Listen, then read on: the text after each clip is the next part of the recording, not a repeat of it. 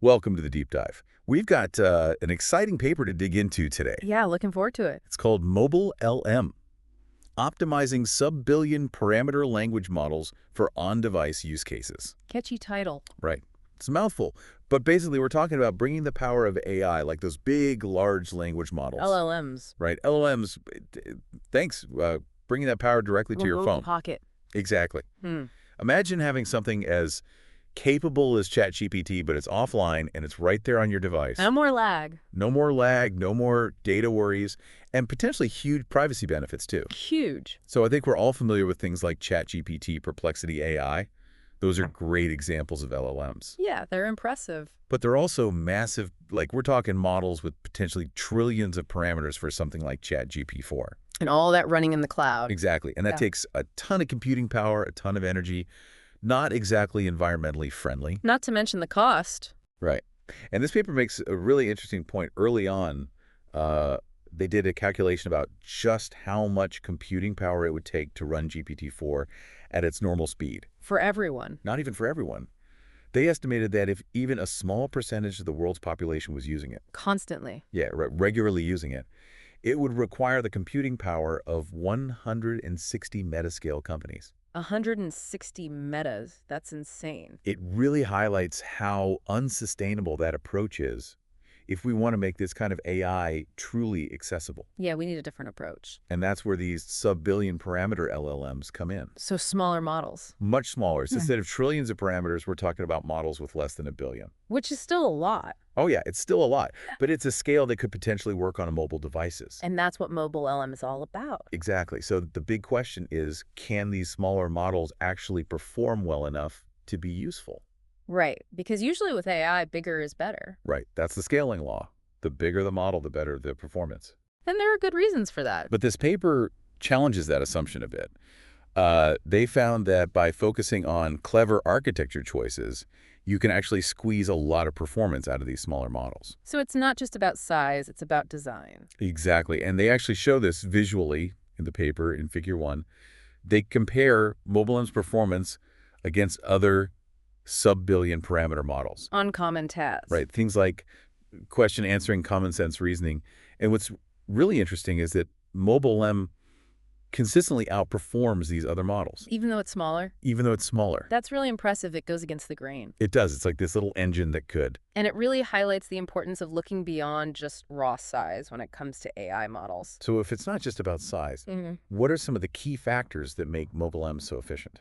Well, one of the things they highlight in the paper is the limited DRAM capacity of mobile devices. DRAM, that's the phone's memory, right? Yeah, dynamic random access memory, basically the short-term memory, where the phone stores information it needs to access quickly. And they show this in Figure 2, I think. Right, Figure 2, they break down the DRAM capacity of different smartphones. And even the newest phones, like the iPhone 15 or the Google Pixel 8 Pro, they only have between 6 and 12 gigabytes of DRAM. Yeah, that's not a lot of space when you're dealing with these massive AI models. Imagine trying to run ChatGPT on your phone with only 6 gigabytes of DRAM. Yeah, it would be a disaster. Your phone would slow to a crawl, your battery would drain in minutes. Not a good user experience. Not at all. So the researchers behind MobileLM had to get really creative with how they designed the model. So how do they do it? What's the secret sauce? Well, one of the key innovations is their use of a deep and thin architecture. They illustrate this in Figure 3. Okay, deep and thin. I'm intrigued. Imagine a skyscraper. It can hold a lot of people and resources because it's tall and narrow, maximizing vertical space. So it's about building up instead of out. Exactly. MobileM uses a similar principle. Instead of having a wide model with lots of parameters spread out horizontally, They've gone vertical. they've gone vertical, deeper, with fewer parameters at each layer. And does that actually work? Does it affect performance? They found that models with 30 or even 42 layers performed surprisingly well, which is much deeper than the typical 12 layers you see in a lot of these sub-billion parameter models. So deeper is better in this case.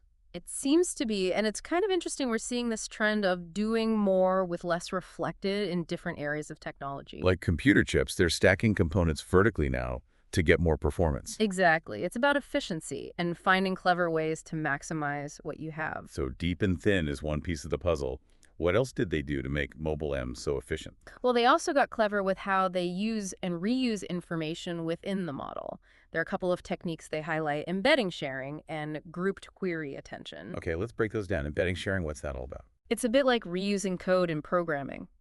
You write a function once and then call it whenever you need it. So you don't have to write the same code over and over again. Exactly. Embedding sharing is similar. It reuses parts of the model to make it more compact and efficient. Ah, so it's about reducing redundancy. Exactly. And then there's grouped query attention. This one's a bit more complex, but think of it like a well-organized library. Okay, I like libraries. Instead of having books scattered everywhere, they're grouped by category, right? Right. Makes it easier to find what you're looking for. Exactly. Grouped query attention does something similar within the model. It groups similar information together so it can be processed more efficiently. Okay, so we've got this super organized space-saving model, but the big question is, does it actually work? Hmm. Can a small AI like this actually hold its own against the giants? That's what they wanted to find out, so they tested it on a variety of tasks, things like chat and API calling, things we do all the time on our phones. Yeah, those are real-world applications. And the results were pretty impressive. They found that MobileM could actually compete with much larger models on these tasks. No way. Give me some details. Well, for chat, they tested it on benchmarks like Alpakaival and MTBench, which compare models against GPT-3. GPT-3, that's a pretty powerful language model. It is, and what's amazing is that MobileLM-350M specifically achieved a win rate of nearly 50% against GPT-3 on Alpakaival. Wow. Almost as good as GPT-3, but way smaller. Exactly, and remember, this is a model that could potentially run offline on your phone. That's incredible. So it's not just a theoretical concept, it actually works. It does, and for API calling, they created a synthetic data set to test how well MobileM could convert natural language requests into actual API commands. Like if you said, set an alarm for 7:30 a.m. Exactly, and the results were really promising. MobileM was able to accurately invoke APIs, even though it's much smaller than the models typically used for those tasks. So this is like a real glimpse into the future of mobile AI. It is. It's showing us what's possible with these smaller, more efficient models. So we've established that it's powerful. But what about speed?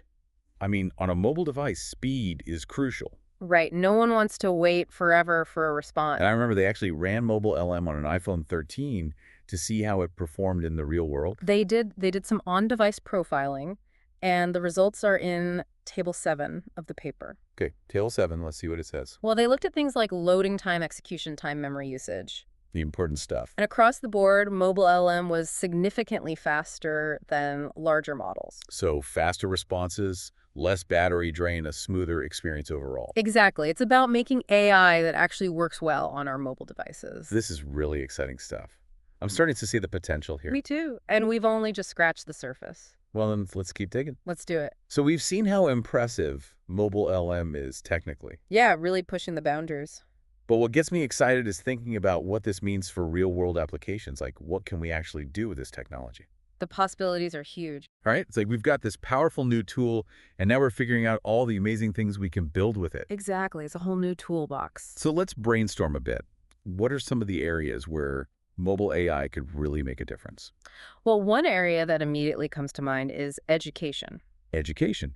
Yeah, imagine having a personalized AI tutor right there on your phone, available 24/7. No more waiting to ask a teacher or searching online for answers. You could have instant help tailored to your specific needs. And think about students in areas with limited access to traditional education. Mobile AI could be a game changer for them. Absolutely. It could bridge the gap, providing high-quality learning resources regardless of location or internet connectivity. Like having a world-class library in your pocket. Exactly. And it's not just about formal education either.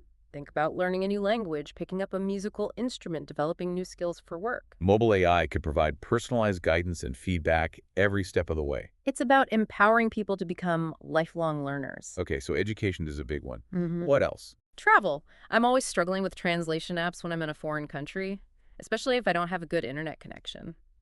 I feel that imagine having an AI-powered translator right on your phone, working offline, instantly converting languages. That would be amazing. It would make travel so much more accessible and enjoyable. No more fumbling with phrase books or hoping someone speaks English.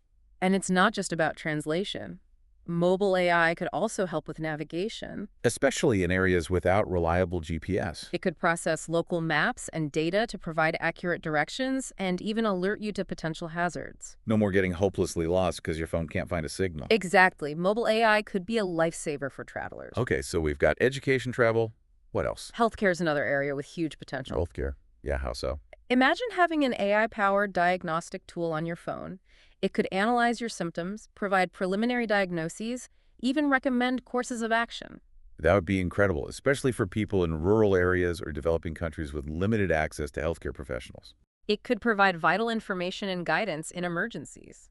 And it could also play a role in preventative care, helping people track their health metrics, identify potential risks, make informed decisions about their well-being. Absolutely. It's about empowering people to take control of their health. I'm seeing a pattern here.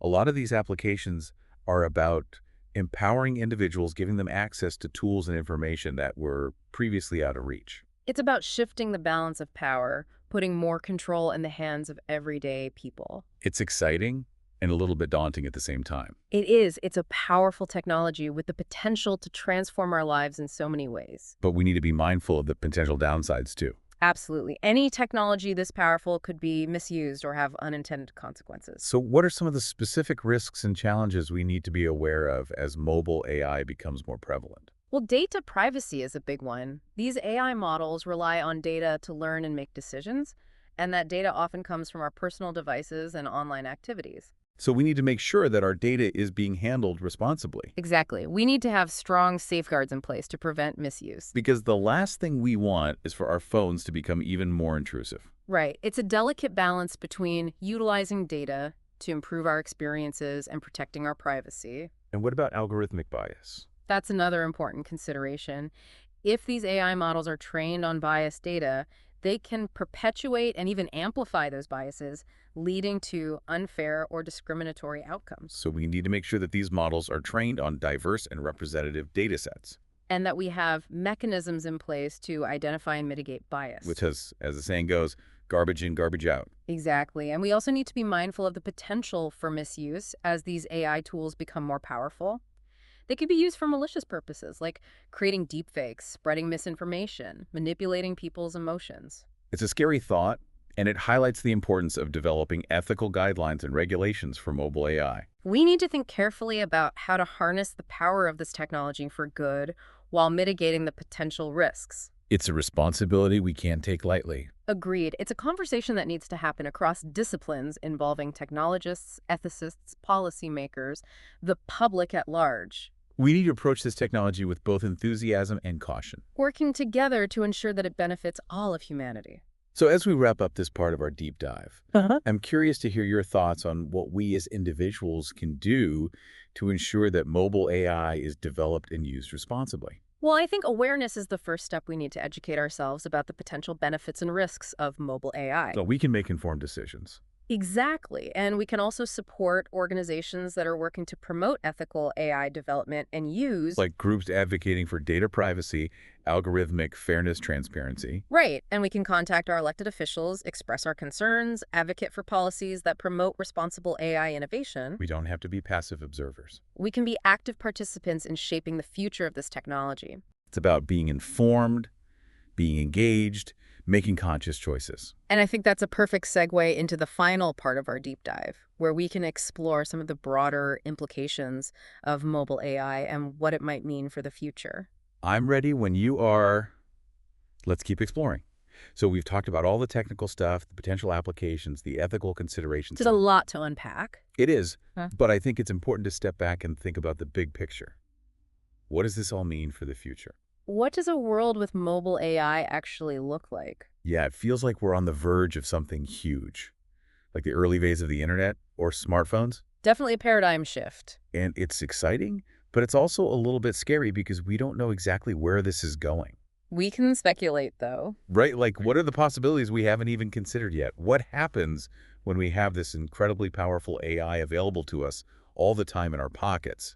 Well, one thing that comes to mind is personalization. I think we're going to see a level of personalization that we've never experienced before. Like, imagine a phone that truly understands you, your needs, your preferences, your goals. And it can anticipate what you need before you even ask. It's like having a personal assistant who knows you better than you know yourself. Exactly. And that level of personalization could extend to every aspect of our lives. From the way we consume information to the way we manage our health to the way we connect with people. It's almost like having a customized world tailored to your individual needs. It's mind-blowing, and I think another area where mobile AI could have a huge impact is accessibility. Absolutely. We've talked about mobile AI as this powerful tool for everyone, but for people with disabilities, it could be truly transformative. Like imagine someone with a visual impairment using their phone to navigate the world. Or someone with mobility limitations using voice commands to control their environment. It's about breaking down barriers Yeah. and creating a more inclusive world. And mobile AI could be a key driver of that progress. It's really inspiring to think about, but I also worry about the potential for a digital divide. Right. What about people who don't have access to the latest smartphones or who can't afford expensive data plans? Will they be left behind? That's a valid concern. We need to make sure that the benefits of mobile AI are accessible to everyone, not just a select few. It's about using this technology to bridge the gap, not widen it. And that comes back to ethical considerations and responsible development. We need to make sure that access, affordability, equity are at the forefront. We can't just leave it up to the market to figure things out. We need to be proactive in shaping the trajectory of this technology so it benefits all of humanity. So as we wrap up this deep dive, I'm left with a mix of excitement and apprehension. It's a powerful technology with the potential to do a lot of good, but also the potential for harm. It's up to us to decide which path we take. And the choices we make now will have a lasting impact. So to our listener, we leave you with this final thought. What kind of future do you want to see for mobile AI? What are the possibilities that excite you? What are the challenges we need to address? The conversation is just beginning, and we encourage you to join in. Thanks for diving in with us. Until next time, keep exploring.